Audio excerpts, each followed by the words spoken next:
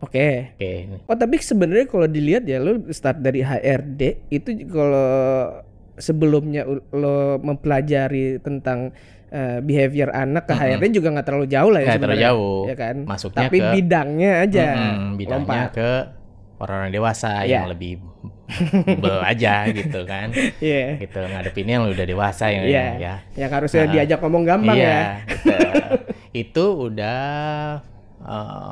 masih goes, cuman udah off basket, udah jauh lah dari olahraga.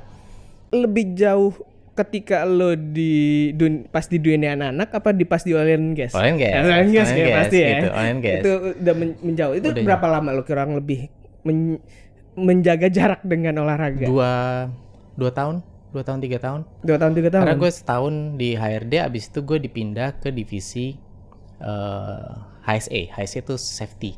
Oh, oke, safety. Ya. Di safety. Di safety itu sebetulnya kan ada 2, ada safety, ada health. Gitu. Di bagian safety gue jadi polisi. Oke. Ya kayak polisi lu nggak boleh ini, nggak boleh itu, lu jangan lu harus pakai helm, harus pakai ini. Nah, di bagian health, gue harus ngasih penyuluhan mengenai bahayanya misalnya penyakit jantung, kolesterol.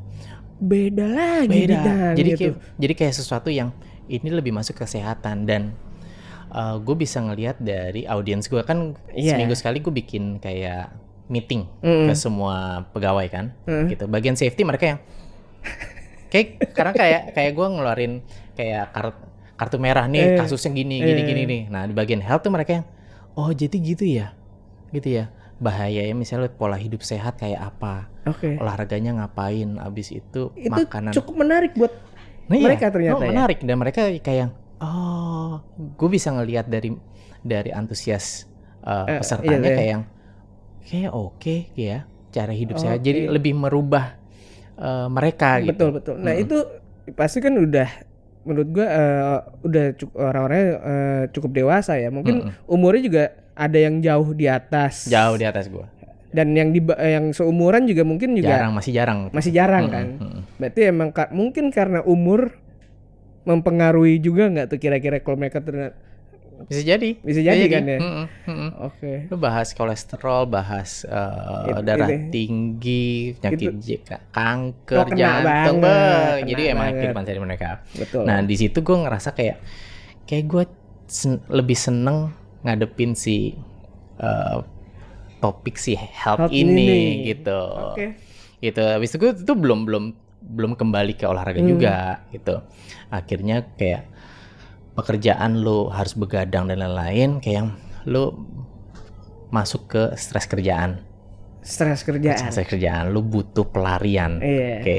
Pelariannya waktu itu kayak ngapain ya, baru balik ke olahraga. Apa tuh? Suatu saat tuh gue ngeliat satu iklan di Atlas Food Plaza Senayan, iklan sepatu Reebok gitu, kayak kok keren abis nih gitu iklannya gitu, kayak abis itu gue search di Google gitu, mereka ngapain sih, olahraga ngapain sih, kok keren banget gitu, keluar kata CrossFit. Wah, CrossFit apaan ya, waktu itu masih baru. Masih baru. Gue search itu kayak oh ini tuh CrossFit, terus gue cari CrossFit Indonesia Jakarta, cuma ada satu tempat di daerah Simpruk, CrossFit Equator, dan itu cuma satu-satunya di Indonesia. Gitu. Terus habis itu gue cek, kalau lihat Google di browse ke CrossFit Equator, bisa 10 halaman dia doang. 10 page tuh CrossFit Equator gitu terus semuanya kayak gitu.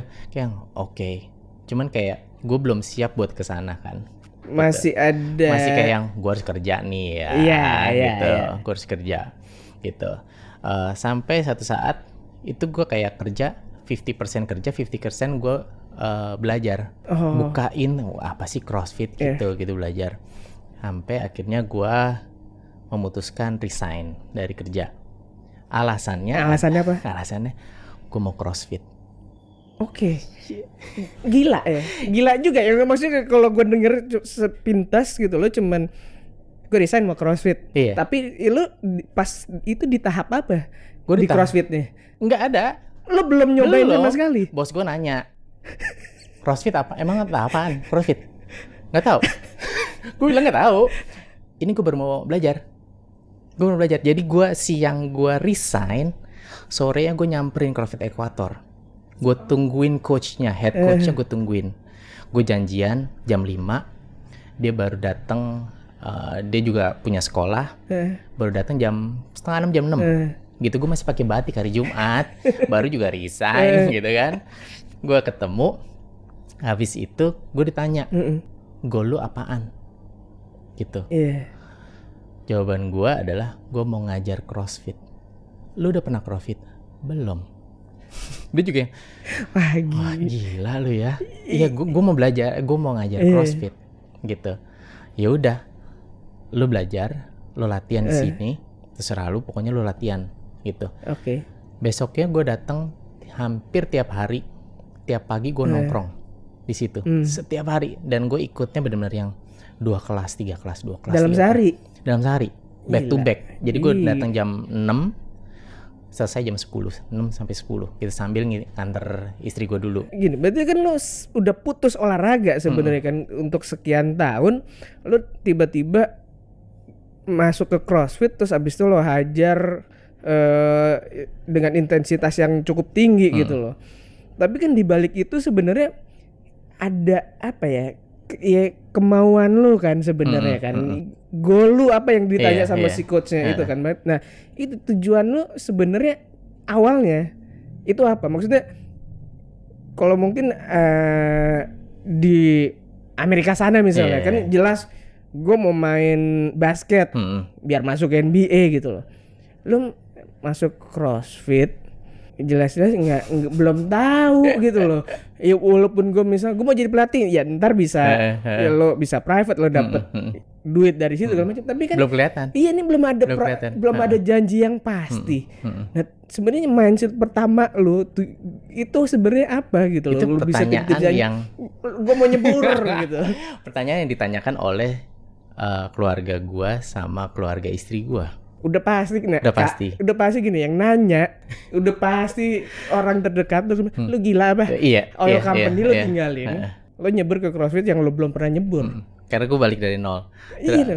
Kalau lu ada di situasi do or die, oke, itu bisa ngerubah mindset lu, kayak lu nggak boleh nyerah, karena ketika gue resign, istri gue hamil anak kedua. Wah, lebih gila lagi ternyata lo. Lo lebih gila lagi ternyata. Jadi kondisinya kan lo dari yang sesuatu yang lo udah terjamin oleh perusahaan, tiba-tiba lo boom, nol. Ya lo dapat benefit kan kalau misalnya setelah melahirkan kan. Dan itu gue ngasih waktu diri gue 6 bulan unpaid. Berarti kan gue nggak ada penghasilan kan. 3 bulan yang gue harus lakukan adalah belajar, latihan gitu, karena gue harus I need to make money. Tapi butuh proses gitu. Dukungan dari istri pokoknya ya udah jalanin kalau lu yakin. Sama gue bilang ke keluarga gue, lu gila ya, lu semuanya. Ya, gue yakin ini akan menghasilkan sesuatu gitu.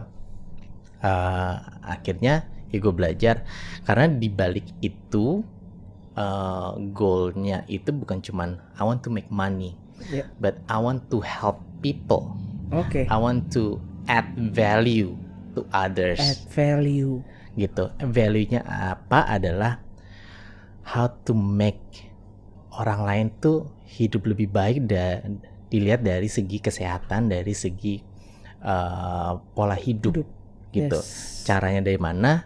Adalah ya udah, ini mungkin jalan gua gitu. Jalan hidup gua adalah gue nyemplung ke CrossFit karena it change orang tuh benar-benar lu dari fisik lah gitu.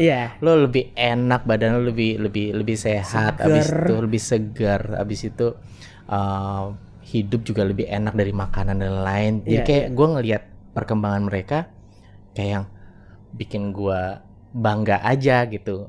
Belum dilihat dari penghasilan ya, karena namanya juga awal-awal kan gitu. Dan pasti beda jauh lah sama Oil Company. Jauh bos, jauh banget, jauh.